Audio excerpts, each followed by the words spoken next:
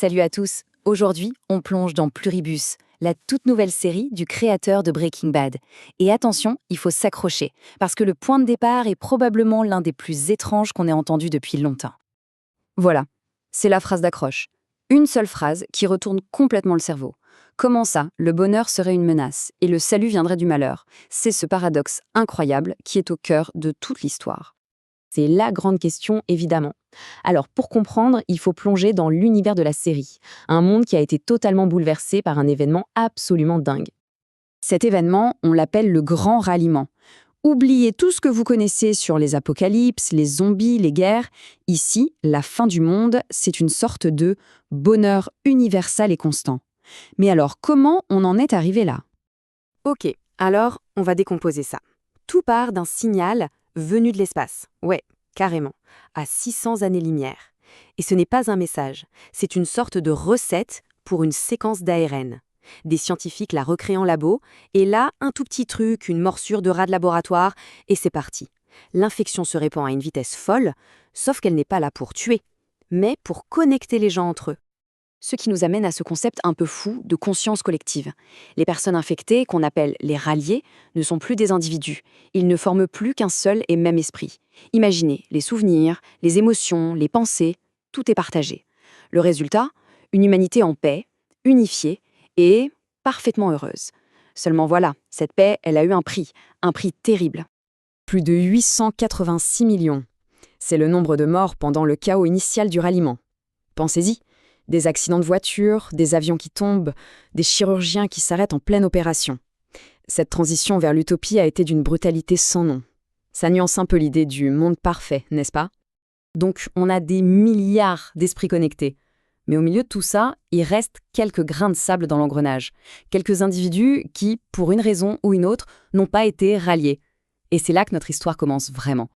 Ce grain de sable, c'est elle, Carol Sturka, jouée par l'incroyable Rhea Seehorn.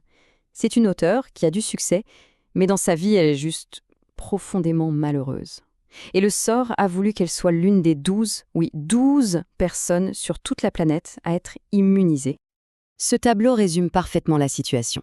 D'un côté, Carol, seule, malheureuse, une pure anomalie. De l'autre, un océan de gens connectés et satisfaits.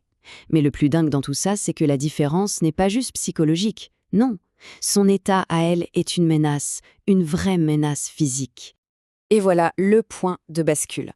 Ses émotions négatives et surtout sa colère sont tellement puissantes qu'elles peuvent littéralement faire disjoncter la conscience collective mondiale.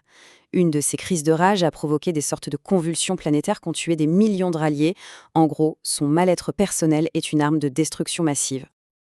Bon, mais qui a bien pu imaginer un truc pareil? Une histoire aussi complexe, aussi originale. Pour un concept comme ça, il fallait forcément un maître. Et ce maître, c'est Vince Gilligan, le papa de Breaking Bad et de Better Call Saul, rien que ça. Après avoir passé des années à explorer la noirceur de l'âme humaine avec des anti-héros devenus cultes, il change complètement de registre. Le voilà qui s'attaque à la science-fiction. Et il l'explique très bien lui-même. Clairement, après des années avec Walter White et Jimmy McGill, il avait envie de changer d'air. Il voulait écrire sur ce qu'il appelle un héros imparfait, quelqu'un qui essaie de faire le bien. Et le point de départ de toute cette nouvelle aventure, ce n'est même pas l'histoire, c'est elle, Rhea Seehorn. Gilligan a carrément conçu et écrit le personnage de Carol sur mesure pour elle, avant même d'avoir un script complet. C'est une preuve de confiance assez incroyable. Forcément, avec un tel créateur et une telle actrice, les attentes étaient immenses. Alors, est-ce que le pari est réussi? Eh bien, si on regarde ce qu'en disent les critiques, la réponse est un immense oui. Regardez-moi ce chiffre, 100% sur Rotten Tomatoes avec 66 critiques compilées. Ce n'est pas juste un bon score là, c'est un score parfait. C'est quelque chose d'extrêmement rare qui montre que la presse est unanime. Et ce n'est pas tout. Sur Metacritic, qui a un système de notation un peu différent, la série décroche un 86 sur 100, ce qui correspond à une acclamation universelle. Bref, les chiffres parlent d'eux-mêmes, la presse est totalement sous le charme. Et quand on lit les critiques, on comprend pourquoi. Les mots qui reviennent sont original, envoûtant. La performance de Rhea Seehorn est qualifiée de remarquable partout. Beaucoup parlent d'un mélange unique entre la science-fiction, le film noir et le drame existentiel. Mais ce qui est vraiment intéressant, c'est que la série va plus loin que ça. Elle résonne avec des débats très, très actuels. L'intelligence artificielle, la notion de consentement quand on parle d'un collectif, et finalement la question de fond, qu'est-ce qui fait de nous des humains? Et c'est là-dessus qu'on va se quitter, sur cette question vertigineuse que pose la série. Faut-il préserver une utopie paisible, même si elle est construite sur la fin de l'individualité? Ou est-ce que notre conscience personnelle, avec toute la souffrance que ça implique, est la seule chose qui vaille la peine d'être défendue? La réponse est loin d'être simple, et c'est ça qui rend Pluribus si fascinant.